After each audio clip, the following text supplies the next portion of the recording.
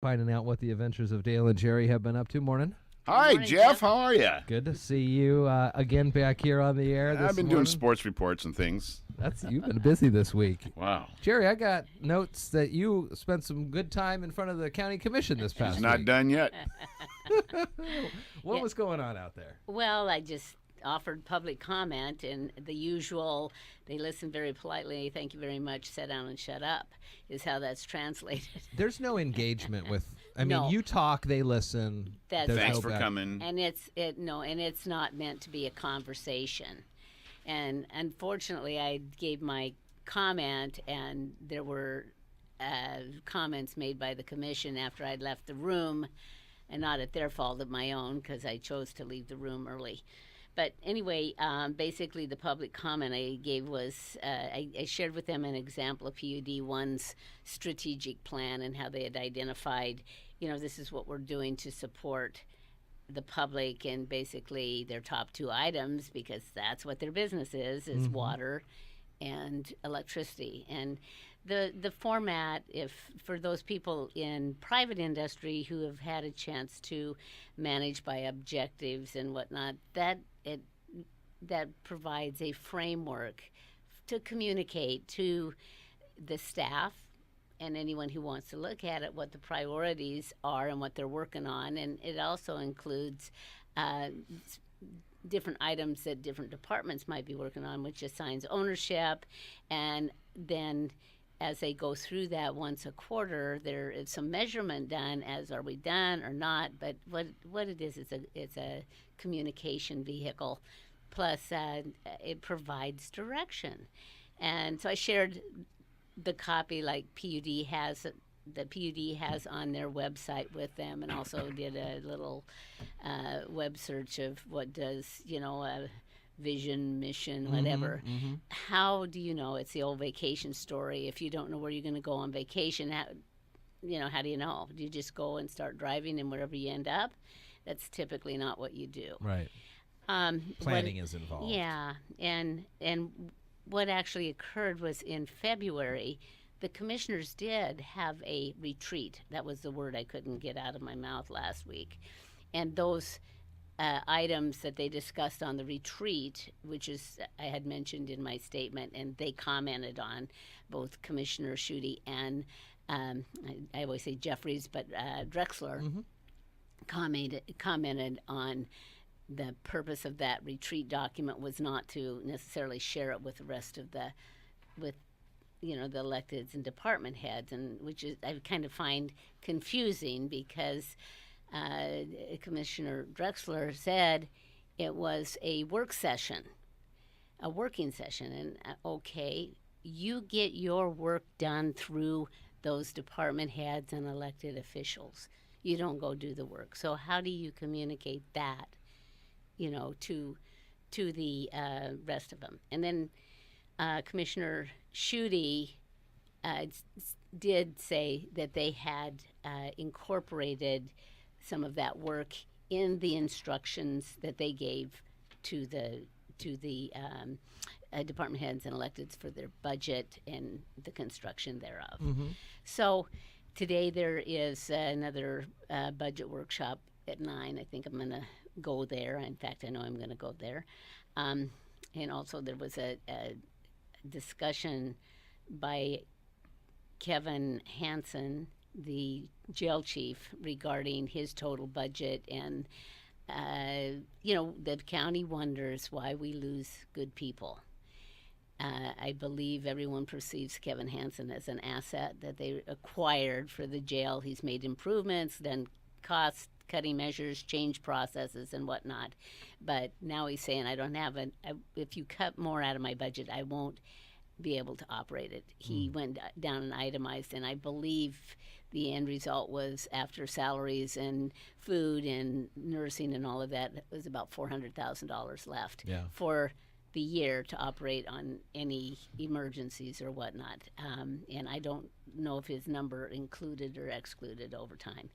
So, and his biggest issue was the safety of those people on the off hours and a full jail. And of course, the number of beds always comes up, and numbers are thrown around like spaghetti. Throw on the wall and see what hits. And there is definitely a disconnect between the number of beds and the count beds that Randy Commissioner Netherland counts numbers that he heard in the past, which were beds plus boats. So that maximum that they could get in a jail was 144.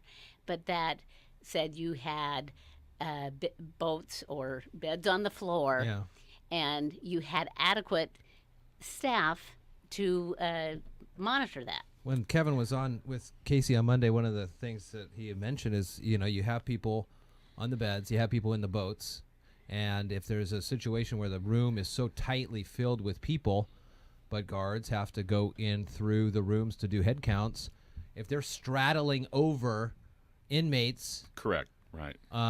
Think of what could happen. Yeah. Oh yeah, yeah. No, it's a dangerous an situation. attack from below.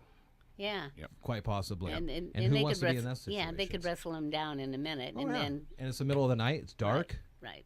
Hectic situation. Yeah, and the other thing is from a budget that is inadequate to run a jail, and they get paid to run the jail. And this is, if you want to give me this money, this is what your bed count's going to be, and this is why. If the sheriff and or I believe the deputy go over their budgets, they're personally liable.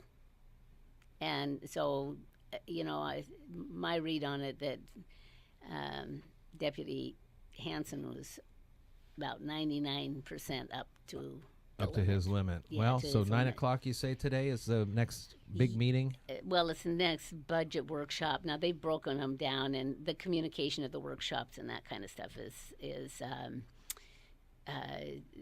on the website. So if you don't go to their website and don't look at their agenda stuff, and you probably miss them. So I don't know for sure if it's going to be a full-blown one or not. The other thing, I had a meeting afterwards with Commissioner Schutte, and I did mention that the actual report out of what the ending cash balance is. In other words, what's my checkbook balance? What do I have left in my checkbook? Doesn't get reported. It gets reported, but it's not as easily seen, if you would, or understood. You have to search for it. Mm-hmm. And I suggested that maybe they report that on as they're reporting their expenditures. What part of the standard agenda is they report their receipts, the revenue they receive, the expenditures, and the totals. Not year to date, but just for that Monday or for that week or month. But anyway, so bottom line, what do we have left in our checkbook? Is that good news, bad news, or is it just a bunch of numbers you threw on a piece of paper? But it's always only all you can do is make suggestions. He's one of 3 commissioners, and so literally the work is to go talk to each one of those. And so you had mentioned, let's get. Sure, see how bring 'em many all on. electeds we could get in to Separately, of course. separately to state Can't their have them case. together. Get them together. Yeah, because otherwise we hear, and we may get agreement from one of the 3 commissioners, and the other 2 are totally opposed. We see it at the city, we see it at the county. So anyway, I won't go on and on about that because I know Dale is chomping at the bit to say I have his. Yankees won 8-4.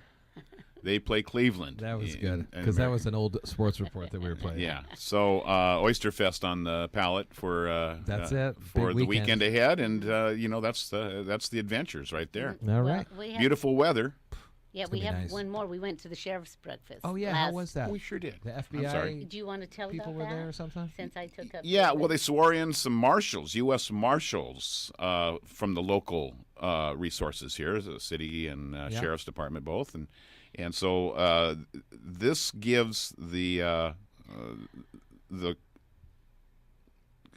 sheriff's department and local officers the ability to go and get somebody from a different state or a different jurisdiction. Oh, wow. they can go anywhere as a U.S. Marshal. Sure. So it's kind of like almost just kind of they don't do anything more special, but they've got that distinction now. So they swore in quite a few of those during the breakfast. The FBI, the head lady that is running the FBI investigation of the house up here on State Route 3, spoke and talked about how, this is the FBI crime scene investigation, the real CSIs, right? For sure. And the training that they go through and all that was just fascinating. It was really intense. And she goes, we'd like to say it's not quite as glamorous as it is on TV. Right, I'm sure. Well, and I think the other thing, this was the only real demonstration that I saw of our tax dollars that are given to different law enforcement agencies working together. Because what they do is at no charge to the county, and they can do it much faster, better, and cheaper than what the sheriff's office could do. And it's a tremendous expense to do these things. And so they have areas there that they have buildings to take down and things to excavate and things, and it's still an ongoing investigation. So they couldn't talk too much to that. Right. But resources they put into that was quite phenomenal. Right. And the process and the other thing of note is that the federal government does give the county some money for their part in the investigation. It's a maximum of $27,000, which has already been exhausted. I'm sure. Yeah. So it's going to be that expense, another unexpected one for the county. Is but on at least us. was absorbed. Yeah. And this case is going to go on for a long time. Yeah. A long time. Yeah. Casey also cautioned the commission on that one as well.